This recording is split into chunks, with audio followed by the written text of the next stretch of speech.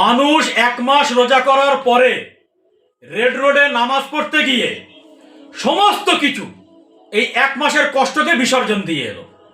মুখ্যমন্ত্রী মমতা ব্যানার্জিকে আমন্ত্রণ জানিয়েছিল যে ইমাম সাহেব, সেখানে মুখ্যমন্ত্রী আসার পরে সেই ঈদের ময়দানটাকে রাজনীতির ময়দান বানিয়ে মোদি শুভেন্দুকে অ্যাটাক করতে গিয়ে, আক্রমণ করতে গিয়ে টোটাল নামাজের 12টা বাজিয়ে দিয়ে একদম ধর্মের পিণ্ডি গোষ্ঠীর ষষ্ঠী চটকে দিয়ে বসে আছে। এই ধরনের মুখ্যমন্ত্রীকে বাংলার মুসলমানদের উচিত এই 26 সালের নির্বাচনে বর্জন করা, না হলে আমাদের ধর্ম বলে আর কিছুই থাকবে না। ওনাকে কে বলেছে যে রেড রোডের ময়দানে গিয়ে রাজনীতির কথা বলতে? উনি যদি আল্লাহর কথা বলতো, শান্তির বার্তা দিত, সেটা হতো।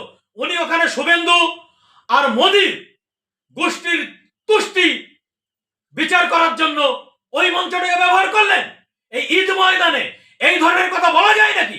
আর যে ইমাম সাহেব ডেকে এনেছে, এই ধরনের ইমাম সাহেবকে বাংলার মুসলমানদের উচিত ধিক্কার জানানো, আর মুসলমানদের উচিত ওই ঈদ ময়দান ছেড়ে বেরিয়ে আসা। যখন মুখ্যমন্ত্রী তার রাজনীতি করছে ঈদ ময়দানে, তখন ওই নামাজ পড়তে যাওয়া, এক মাস রোজা করা সাধারণ মুসলমানদের উচিত ছিল ওই ঈদ ময়দান ছেড়ে বেরিয়ে এসে অন্য জায়গায় নামাজ পড়া। মুসলমানদের ধর্মের বাস ফেলে দিল এই মুখ্যমন্ত্রী আজকে।